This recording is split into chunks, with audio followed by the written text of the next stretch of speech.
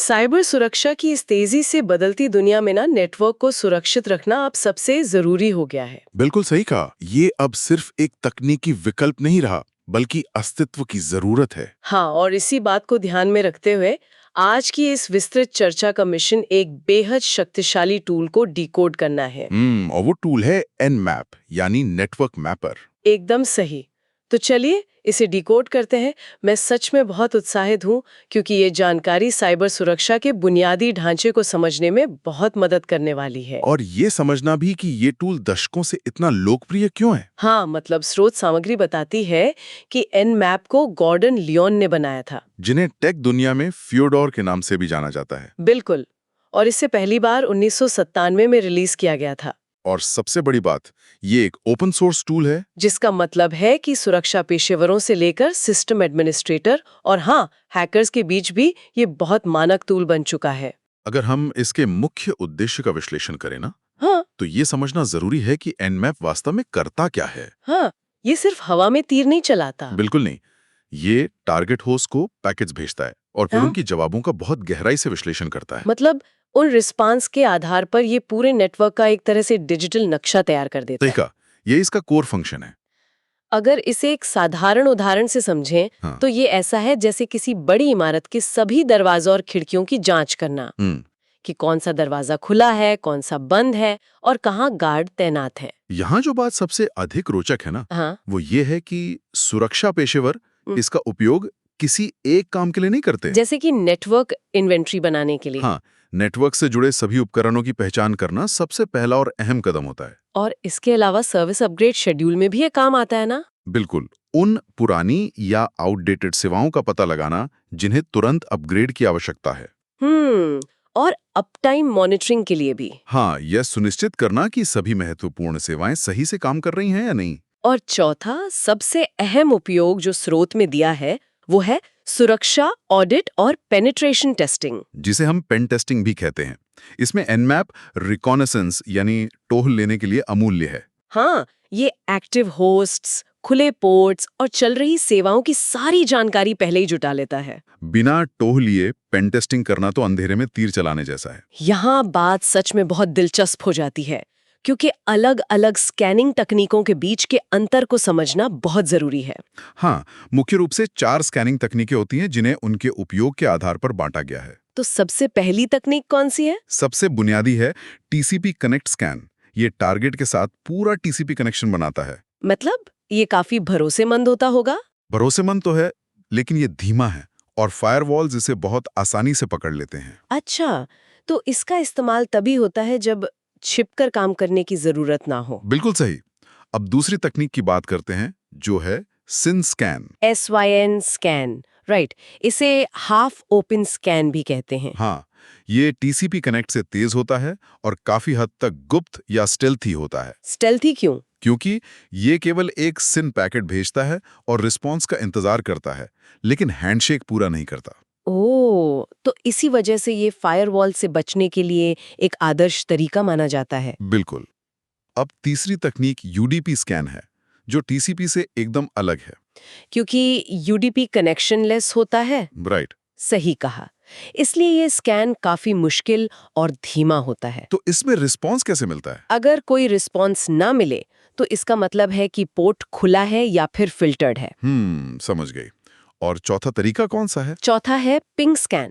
ये खुले पोर्ट्स को स्कैन नहीं करता। तो फिर ये क्या करता है? यह केवल यह देखने के लिए होता है कि नेटवर्क पर कौन से होस्ट चालू हैं, यानी लाइव हैं। अच्छा, तो ये शुरुआती टो लेने का एक बहुत ही तेज तरीका है। हाँ, बड़े नेटवर्क्स में ये बहुत समय बचाता है। लेकिन एक बात है, ये टूल जितना तकनीकी लगता है ना, इस तक पहुंच उतनी ही आसान है। बिल्कुल। बिना किसी भारी भरकम शब्दावली के अगर कहें तो इसे इंस्टॉल करना बहुत सरल है। जैसे लिनक्स यूजर्स के लिए यह डिफॉल्ट रिपॉजिटरी में ही उपलब्ध होता है। उबंटू पर तो बस एक कमांड देनी होती है, sudo apt-get install nmap। हाँ, और विंडोज के लिए आधिकारिक वेबसाइट से इंस्टॉलर डाउनलोड किया जा सकता है। और मैक ओएस पर होम ब्रू के जरिए brew install nmap कमांड से काम हो जाता है। और एक बार इंस्टॉल होने के बाद इंस्टॉलेशन चेक करने के लिए बस nmap वर्जन टाइप करना होता है। अगर हम इसे व्यापक संदर्भ से जोड़कर देखें तो इसकी कुछ स्कैनिंग कमांड्स सच में जादुई हैं। जैसे सिंगल होस्ट को स्कैन करने के लिए सिर्फ एनमैप और टारगेट का आईपी एड्रेस लिखना होता है। और डिफ़ॉल्ट रूप से ये सिन स्कैन ही करता है, जो हमने अभी डिस्कस किया। लेकिन अगर किसी को पूरे नेटवर्क रेंज को एक साथ स्कैन करना हो तो उसके लिए एक पूरे सबनेट को स्कैन किया जा सकता है, जैसे nmap 192.168.1.0/24 का उपयोग करके। ये तो काफी पावरफुल है। और स्रोत में सर्विस और वर्जन डिटेक्शन के बारे में भी बताया गया है। हाँ, वो बहुत ही महत्वपूर्ण कमांड है nmap-sv, ये इतना महत्वपूर्ण क्यों है? क्योंकि ये सटीक सॉफ्टवेयर वर्जन बताता है। अच्छा, जिससे ये पता चलता है कि कौन सी सर्विस पुरानी है। बिल्कुल, और उसमें कौन सी कमजोरी हो सकती है जिसे पैच करने की जरूरत है। मतलब एनमैप सिर्फ एक स्कैनर नहीं है, बल्कि ये अपने आप में एक पूरा इकोसिस्टम है। सही कहा। और इस इकोसिस्टम की सबसे बड़ी ताकत है nmap स्क्रिप्टिंग इंजन, यानी NSE। एनएसई के बारे में स्रोत सामग्री क्या कहती है? ये यूजर्स को ऑटोमेटेड कामों के लिए अपनी खुद की स्क्रिप्ट लिखने की अनुमति देता है। जैसे कि कमजोरियां खोजना या बैकडोर का पता लगाना। हाँ, उदाहरण के लिए कमजोरी स्कैन चलाने की कमांड है nmap-script वल। VULN वल, राइट। ये तो स्कैनिंग का हिस्सा हो गया, लेकिन इन परिणामों को समझना भी तो जरूरी है ना। बिल्कुल। परिणामों के विश्लेषण में दो मुख्य चीजें होती हैं।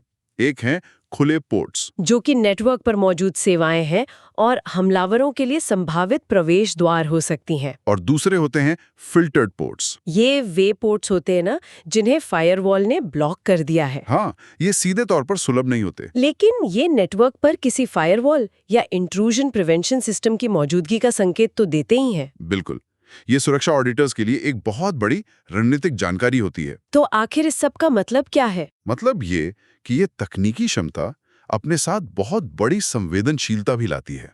हाँ, और ये स्पष्ट करना जरूरी है कि ये जानकारी केवल ज्ञान के लिए है और इसके इस्तेमाल में भारी जिम्मेदारी शामिल है। इससे एक बहुत ही महत्वपूर्ण सवाल खड़ा होता है कि इसकी सीमाएं क्या हैं। स्रोत सामग्री बताती है कि एनमैप के स्कैन फायरवॉल और इंट्रूजन डिटेक्शन सिस्टम पर अलर्ट ट्रिगर कर सकते हैं। हाँ, और इसके परिणाम स्वरूप आपका आईपी एड्रेस ब्लॉक हो सकता है। या फिर कानूनी कार्रवाई भी हो सकती है, जो कि बहुत गंभीर मामला है। बिल्कुल, कानूनी पहलू को नजरअंदाज नहीं किया जा सकता। बाहरी नेटवर्क पर स्कैनिंग कानूनी रूप से बेहद संवेदनशील है। इसलिए स्कैन करने से पहले हमेशा नेटवर्क के मालिकों से स्पष्ट अनुमति लेना अनिवार्य है।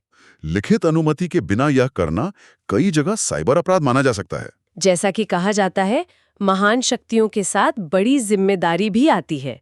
इसलिए nmap का उपयोग हमेशा नैतिक रूप से ही किया जाना चाहिए।